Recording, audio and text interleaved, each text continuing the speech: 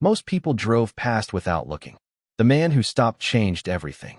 The rain fell in cold sheets across Lexington Avenue, turning the glow of neon signs into blurry rivers of color on the pavement.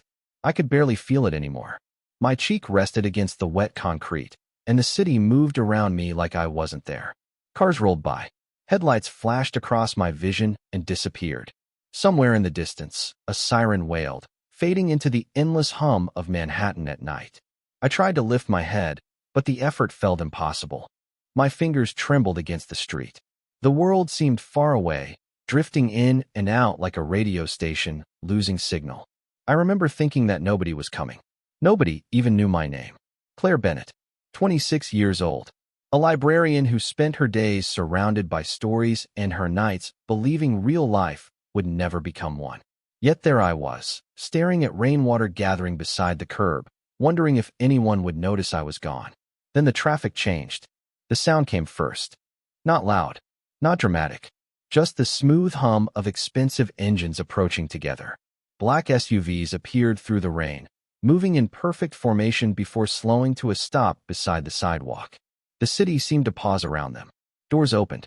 Men stepped out wearing dark coats, their movements calm and deliberate. Even through my haze, I could tell people noticed them. People always notice power. One of the men spoke quietly into an earpiece. Another scanned the street. Then someone else emerged from the center vehicle. Everything changed when he stepped into the rain. He wasn't the tallest man there. He wasn't the loudest. Yet every person around him seemed to shift slightly, as if gravity itself had decided he was the center of the world. He wore a charcoal overcoat over a tailored suit, dark hair damp from the weather, his expression unreadable beneath the city lights. The others immediately made room for him. He looked down at me. For a moment, neither of us moved. I expected indifference. I expected him to walk away like everyone else had. Instead, he knelt beside me. Rain gathered on the shoulders of his coat. "Miss?" His voice was calm. "Steady. Can you hear me?" I tried to answer. Only a whisper came out. His eyes narrowed with concern. Not annoyance. Concern. One of the men behind him stepped forward. "Sir, we should leave." "This isn't. Call the doctor," the stranger said without looking away from me. Now, the street fell silent. Even through my exhaustion, I felt the shift around us. Nobody questioned him twice. Phones appeared instantly. Orders were carried out. The stranger carefully removed his coat and draped it over me, shielding me from the freezing rain. The fabric was warm, far warmer than it should have been. "You're safe," he said. 3 simple words. Yet they cut through the fear that had wrapped itself around my chest all night. I didn't know his name. I didn't know why he stopped. I didn't know why a man who looked like he owned half the city was kneeling in the rain beside a complete stranger. But as darkness slowly pulled at the edges of my vision, I saw something I would remember for the rest of my life. For the first time since he arrived, the powerful man looked genuinely worried. Then he stood and gave an order that changed my future forever. "Take her with us." I drifted between sleep and awareness as the vehicle moved through the city. Soft leather beneath me, warm air replacing the cold rain that had soaked through my clothes. Every time I opened my eyes, I caught fragments of the world around me. The glow of streetlights sliding across tinted windows. The quiet murmur of voices. The steady presence of the man sitting across from me. Damien Moretti. I did not know his name yet, but somehow I felt him there every time consciousness slipped away. Once, I heard someone say, "The private hospital is ready." Another voice answered, "The entire floor has been secured." Then silence followed. The kind of silence that only exists when people are accustomed to obeying. The next time I woke, bright lights floated above me. A ceiling, white walls, the faint scent of antiseptic. For a second, I thought I was dreaming. Everything looked too clean, too expensive, too perfect. A woman in navy scrubs noticed my eyes opening and immediately stepped closer. "Miss Bennett?" she asked gently. "Can you hear me?" I swallowed. My throat felt dry. "Where am I?" "You are safe," she replied. The same words I had heard before. "You are in a private medical facility." Private medical facility. That sounded like something wealthy people said instead of hospital. I turned my head slightly and noticed the room around me. Floor-to-ceiling windows overlooked Manhattan. Fresh flowers sat on a nearby table. The furniture looked like it belonged in a luxury hotel rather than a medical center. Even the blanket covering me felt impossibly soft. Nothing about this made sense. Who paid for this? I whispered. The nurse hesitated. Mr. Moretti arranged everything. The name meant nothing to me, yet everyone in the room seemed to understand its importance. The nurse checked a monitor and smiled. Your tests look good. You gave us quite a scare. Before I could ask another question, the door opened. Two men in dark suits entered first. Not aggressively, not threateningly. They simply appeared. Professional. Alert. Then the man from the street walked in behind them. He looked different in daylight. More intimidating somehow. The tailored charcoal suit. The expensive watch. The calm expression that revealed almost nothing. Yet his eyes immediately found me. Good, he said quietly.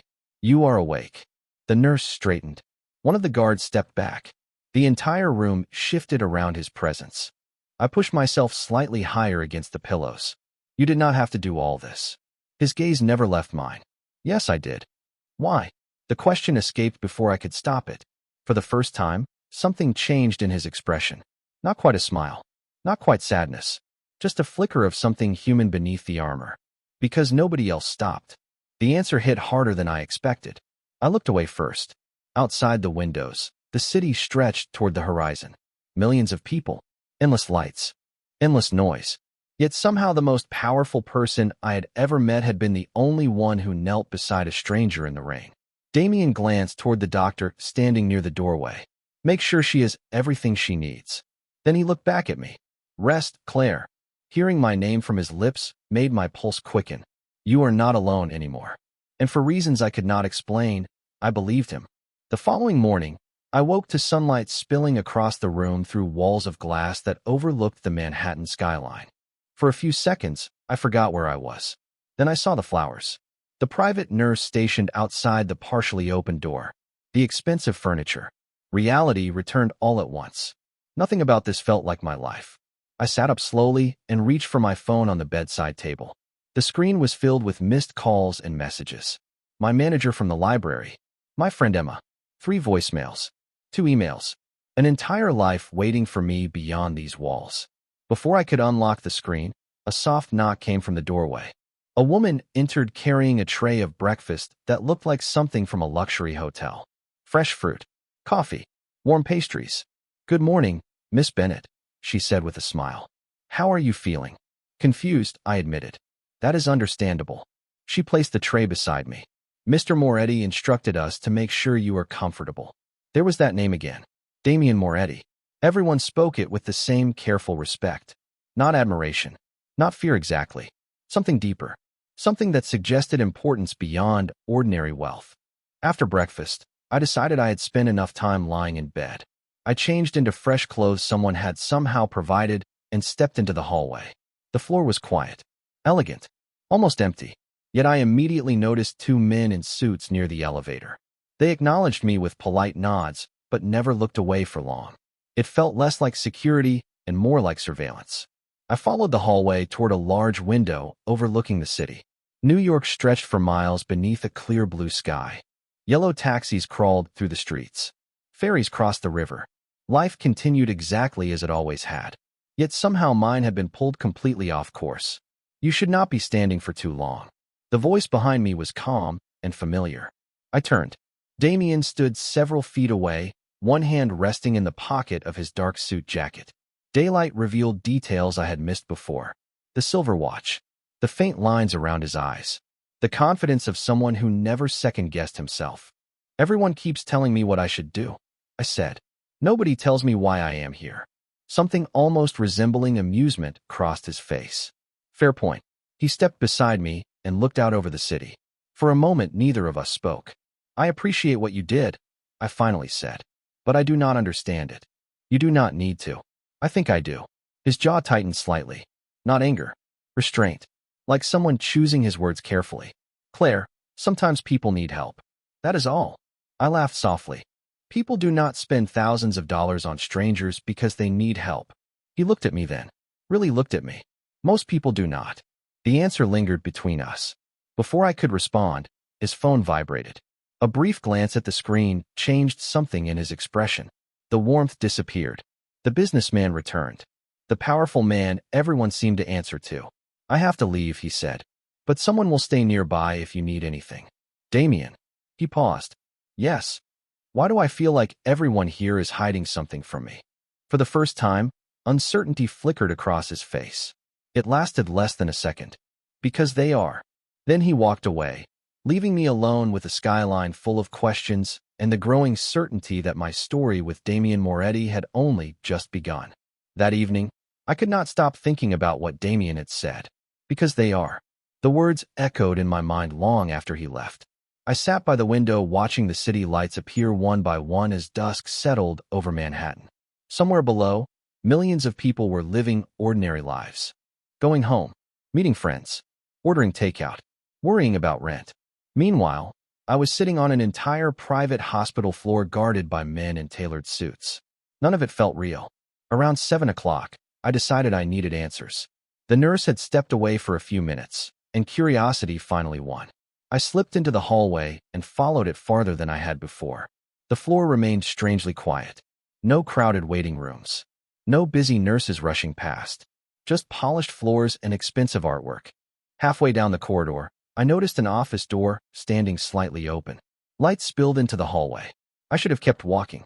Instead, I glanced inside. The room was empty. A desk stood near the windows. Several folders sat neatly stacked beside a silver desk lamp. One photograph rested in the center. Something about it caught my attention immediately. I stepped closer. The picture looked old. Maybe 20 years old. A young man stood beside an older couple at what appeared to be a neighborhood charity event. The image had faded slightly with age. I stared for a second before my breath caught. The young man looked exactly like Damien. Younger, less polished, but unmistakably him. Then I noticed someone else in the photograph. A little girl standing near the edge of the frame. Blonde hair, bright smile, maybe 6 years old. The image was blurry, yet something about her felt strangely familiar. Before I could examine it more closely, a voice spoke behind me. You are not supposed to be in here. I jumped and spun around. One of Damien's security men stood in the doorway. His expression remained polite, but firm. I am sorry, I said quickly. The door was open. His gaze shifted toward the photograph before returning to me. For a moment, something unreadable crossed his face. Then he stepped aside. Miss Bennett, perhaps you should return to your room. I nodded and left immediately, but the image stayed with me. Especially the little girl. Back in my suite, I could not shake the feeling that I had seen her before. An hour later, the door opened unexpectedly. Damien entered carrying a file in one hand. He looked tired for the first time since I had met him. Not physically tired. Emotionally tired. Like the weight of an entire world rested on his shoulders. You were in my office, he said. It was not a question.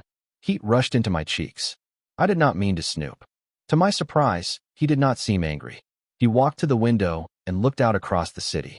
Did you see the photograph? My stomach tightened. Yes. Silence filled the room. Long enough that I thought he might change the subject. Instead, he quietly asked, Did the little girl look familiar to you? I stared at him. Why would she? For the first time since I met him, Damien looked genuinely unsettled. His eyes searched my face as if trying to solve a puzzle. Finally, he looked away. That is what I am trying to figure out. The next morning, I was finally cleared to leave the hospital floor, at least according to the doctors. According to Damien, that was a different conversation. I found him in a private lounge overlooking the East River, standing beside the window with a cup of coffee in his hand. The early sunlight painted the city in shades of gold and silver. For a moment, he looked less like a powerful man and more like someone carrying memories he could not escape. I am going home today, I announced. He did not turn around immediately. No. The answer came so calmly that it startled me. No. I repeated. That was not a request. Finally, he faced me. Claire, there are things you do not know. Then tell me. A shadow crossed his expression. I am trying. Frustration bubbled inside me. Everyone keeps saying that. Nobody actually explains anything. For several seconds, neither of us spoke. Then Damien crossed the room and handed me a folder. Read it. I opened it carefully. Inside were photographs of a parking garage, security footage, timestamps, newspaper clippings. My heart began to pound as I recognized the date. It was the night I had been found in the street. Beneath the articles was a report describing an investigation involving financial fraud connected to a charitable foundation. Witnesses, missing records, Suspicious transfers. None of it made sense. What does this have to do with me? I asked. Damien pointed to one page near the bottom. There, highlighted in yellow, was a still image taken from a security camera. The picture showed me walking through a parking structure carrying a stack of library donation records. I stared at it in confusion. Then I noticed something else. In the background, partially visible through a glass office door, were two men exchanging folders. I remember that night. I whispered. The library hosted a fundraiser. Damien nodded. And without realizing it, you walked past something important. My mouth went dry. You think somebody was following me because of that? I know they were. The certainty in his voice made my stomach twist. He sat down across from me and folded his hands. The people involved believed you may have seen information that could expose them. But I did not see anything. They do not know that. The room suddenly felt smaller. The city outside seemed farther away. All this time I had believed what happened to me was random. A terrible accident. A stroke of bad luck. Now I realized there had been a reason. A terrifying one. Damien watched my reaction carefully. This is why you cannot leave yet. How long? I asked quietly. He hesitated. Until I know you are safe. I looked down at the folder again. At the photographs. At the evidence that my ordinary life had somehow collided with something far bigger than myself. When I finally looked up, Damien was already watching me. Not with authority. Not with control. With concern. Genuine concern. And for the first time, I began to understand that whatever mystery connected us, he had been protecting me long before I knew there was anything to fear. Over the next few days, something unexpected happened. The fear that had followed me since that rainy night slowly began to loosen its grip. Not because the danger was gone. If anything, the folder Damien had shown me made it clear that my life had become far more complicated than I ever imagined. But inside the strange bubble of safety he had created around me, I found room to breathe again. One afternoon, tired of staring at hospital walls, I wandered into a rehabilitation wing connected to the private facility. The place was quiet, filled with sunlight and the soft sounds of conversation. Patients sat in comfortable chairs reading books, working on puzzles, or talking with therapists. It felt normal, human. For the first time in days, I felt like myself. I was helping an elderly woman reach a novel from a high shelf when I heard a familiar voice behind me. You were supposed to be resting. I turned and found Damien standing a few feet away. His expression was serious, but there was amusement hiding behind it. I was resting, I said. Then I got bored. The elderly woman looked between us and smiled knowingly. Your husband worries too much. I nearly dropped the book. Damien actually laughed. A real laugh. Low and genuine. The sound surprised both of us. We are not married. I quickly clarified. The woman waved a dismissive hand. Not yet. My face burned while Damien shook his head and helped her settle back into her chair. What happened next stayed with me. For the next 20 minutes, he sat beside her and listened to stories about her grandchildren. He asked questions, remembered names, smiled at photographs she proudly showed him. There was no audience, no business advantage, no reason for him to stay. Yet he gave her his full attention. When we finally left the rehabilitation wing, I could not stop thinking about what I had seen. That did not seem like something a powerful businessman would spend his afternoon doing, I said as we walked through a quiet courtyard. Damien looked ahead. She lost her husband 2 years ago. The grandchildren live in California. Most people stop visiting after a while. You visit often? Every week. I stared at him. Why? He shrugged. Everyone deserves to be remembered. The answer hit me harder than I expected. For days I had been trying to fit Damien into a category that made sense. Powerful, dangerous, mysterious. Yet every time I thought I understood him, he revealed another side of himself. Later that evening, I watched from my window as a convoy of vehicles arrived outside the facility. Men in suits moved with purpose. Important meetings. Important decisions. The world Damien belonged to. Yet an hour later, I saw him carrying a stuffed teddy bear into the pediatric wing for a child recovering from surgery. No cameras. No publicity. Just kindness. Standing there in the fading light, I realized something that unsettled me more than any secret. The man I thought I should fear was becoming the person I trusted most. And somewhere deep inside, that realization frightened me far more than the mystery surrounding him. 3 days later, I convinced myself things were finally becoming normal. Not normal in the traditional sense. I was still living inside a world that felt borrowed from someone else's life. But the constant fear had faded enough for me to breathe without looking over my shoulder every 5 minutes. That illusion lasted until my phone rang. The call came from Emma. The moment I heard her voice, I knew something was wrong. She sounded nervous, careful, like someone choosing every word. "Claire," she said quietly, "has anyone contacted you recently?" My stomach tightened. "What do you mean?" A pause followed. "Someone came to the library asking questions about you." Every muscle in my body went still. "What kind of questions?" "Where you lived, who your friends were, when you usually left work." Cold fear spread through my chest. Emma continued speaking, but I barely heard the rest. The room suddenly felt smaller, the walls closer. The danger Damien had warned me about no longer felt distant. It felt real. When the call ended, I immediately went looking for him. I found Damien in a conference room with several advisors gathered around a table covered in documents. The moment he saw my face, he stood. "What happened?" I told him everything. Every detail. Every question the stranger had asked. By the time I finished speaking, the room had gone completely silent.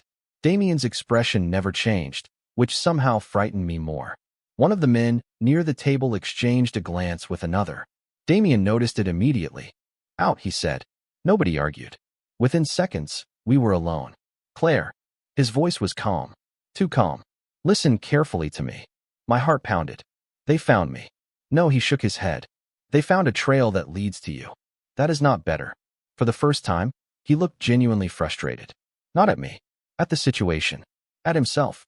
He crossed the room and stopped directly in front of me. "I promised you would be safe." "You cannot promise that." The words came out sharper than I intended. "You are not in control of everything." Something flashed in his eyes. Pain. Regret. Then he quietly said, "I know." The honesty in those two words broke through my anger. For a long moment, neither of us spoke. Outside the windows, the city moved beneath gray afternoon clouds. People walked sidewalks. Taxis filled intersections. Life continued as if nothing had changed. Yet mine had changed completely. Damien finally pulled a folded document from his jacket pocket and handed it to me. "What is this?" I asked. "Information I should have shown you sooner." I opened it carefully. The first page contained a name. The second contained an old photograph. The third made my breath catch. It was another picture from 20 years ago. The same charity event. The same little blonde girl standing near the edge of the frame. Except this version was clearer. Much clearer. I stared at the image. Then I looked up at Damien. Why does she look exactly like me? For the first time since I met him, Damien had no answer. For the rest of the evening, I could not stop staring at the photograph. The little girl smiled at the camera, one hand clutching a stuffed rabbit, her blonde hair falling across her shoulders. She looked so much like me that it felt impossible. Not similar. Not familiar. Identical. "Who is she?" I finally asked. Damien remained silent for several seconds. "Her name was Lily Harper." The name meant nothing to me. His expression darkened slightly. "She disappeared 20 years ago." I looked back at the picture. "You knew her?" Damien nodded once. "Our families worked together on community projects when we were children. We were both young. Then one day she was gone." The room felt strangely quiet. "And you think I am her?" I do not know what to think. His honesty was becoming impossible to ignore. Most powerful people seem to have answers for everything. Damien only told the truth when he did not know. That made me trust him more than I wanted to admit. Over the next several days, the mystery consumed both of us. Old records were reviewed. Photographs were compared. Former neighbors were contacted. Every answer seemed to create two new questions. Yet one detail refused to leave my mind. I had been adopted when I was very young. My parents rarely spoke about the years before they found me. At the time, I never questioned it. Now every forgotten detail felt important. One afternoon, I sat in the hospital garden flipping through a photo album my adoptive mother had left me years earlier. Most of the pictures were ordinary family memories. Birthday parties, school events, summer vacations. Then something slipped from between two pages and landed on the ground. A newspaper clipping, yellow with age. I unfolded it carefully. My heart stopped. The article described a missing child from 20 years ago. Beneath the headline was a small photograph. The same girl. The same face. Lily Harper. My hands trembled. I immediately took the clipping to Damien. He was in the middle of a meeting when I entered. The moment he saw my expression, he stood. What happened? I handed him the article. As he read it, every conversation in the room died. Nobody spoke. Nobody moved. Damien looked from the clipping to me and back again. Where did you find this? Inside my mother's photo album. Something shifted behind his eyes. Hope, shock, disbelief. All at once. The advisors quietly left the room without being asked. Within seconds, we were alone. Claire, he said softly, there is something else you need to know. My pulse quickened. What? He walked to a cabinet and removed a small wooden box. The box looked old, carefully preserved.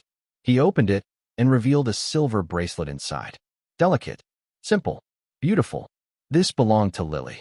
I stared at it. Then a strange feeling washed over me. A memory. Faint, distant, like sunlight through fog. I could almost hear a woman's laughter. Almost feel tiny fingers wrapped around the bracelet. Tears unexpectedly filled my eyes. Damien saw it happen. You remember something.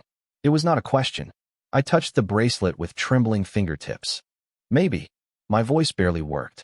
I do not know. Damien stepped closer. Not imposing. Not controlling. Just present. Whatever the truth is, he said quietly, you will not face it alone. And for the first time since that rainy night, I realized the mystery was no longer the thing that scared me most. The truly frightening thought was how much his promise mattered to me. The truth arrived quietly, not through dramatic revelations or impossible coincidences. It arrived through records, photographs, and people who had spent 2 decades wondering what had happened to a little girl named Lily Harper. A month after finding the newspaper clipping, the final pieces fell into place. The adoption records, the dates, the locations, every detail aligned. Claire Bennett and Lily Harper were the same person. I spent days trying to process it. Days staring at old photographs and forgotten documents. Days learning about a life I had lost before I was old enough to remember it. Through all of it, Damien never left my side. He attended meetings. He answered questions. He sat through long conversations with investigators and family representatives. Most importantly, he stayed whenever the emotions became too heavy. One afternoon, we visited a small community center on the edge of Brooklyn. The building had been renovated recently, but parts of it remained unchanged. According to the records, it was the last place where Lily had attended a charity event before disappearing from public records. The moment I stepped inside, something shifted. Faint memories surfaced. Laughter, balloons, music, a stuffed rabbit, small fragments returning after years of silence. Tears filled my eyes before I even realized I was crying. Damien stood beside me without speaking. He simply offered a handkerchief and waited. That was who he had always been beneath the reputation and power. A man who understood that some moments needed silence more than words. Several weeks later, life slowly began moving forward again. The investigation surrounding the financial fraud was resolved through legal channels. The questions surrounding my past were answered. The fear that had controlled my life finally loosened its grip. For the first time since that rainy night, I felt free. One evening, Damien invited me to a charity gala overlooking Manhattan. The same city that had once felt cold and indifferent now glowed beneath thousands of lights. When we entered the ballroom, conversations softened. People noticed him immediately. Powerful people always attract attention. But what surprised me was how they looked at me. Not with suspicion, not with pity, with respect. Damien guided me through the crowd with quiet confidence. Not once did he leave my side. Not once did he allow me to feel alone. Later that night, we stepped onto a private terrace overlooking the skyline. The wind carried the distant sounds of the city below. For a few moments, neither of us spoke. Then Damien smiled softly. Do you know what I realized? He asked. What? He looked toward the lights stretching across Manhattan. The night I found you, everyone thought I was saving a stranger. My heart tightened, and his eyes met mine. Warm, honest, unguarded. You ended up saving me too. I laughed through tears.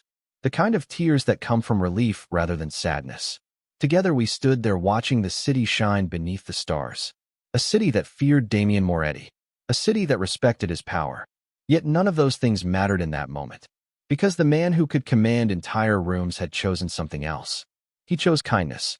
He chose loyalty. He chose love. And years later, whenever people asked how our story began, I always remembered the same image. A cold night. A rain-soaked street. A girl who believed nobody would stop. and the man who treated her like someone priceless from the very first moment he saw her. Sometimes destiny does not arrive with fireworks. Sometimes it arrives in the form of a stranger who kneels beside you and says 3 simple words. You are safe.